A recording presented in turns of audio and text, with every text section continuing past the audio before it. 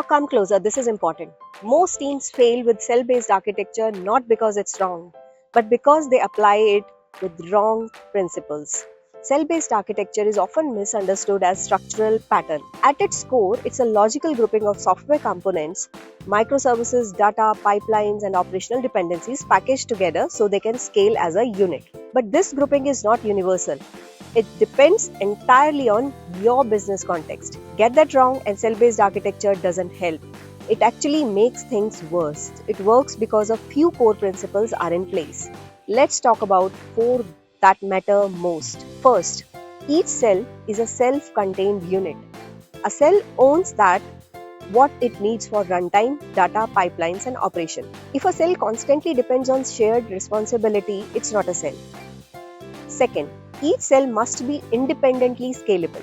Third, clear communication boundaries matter, both between cells and within a cell.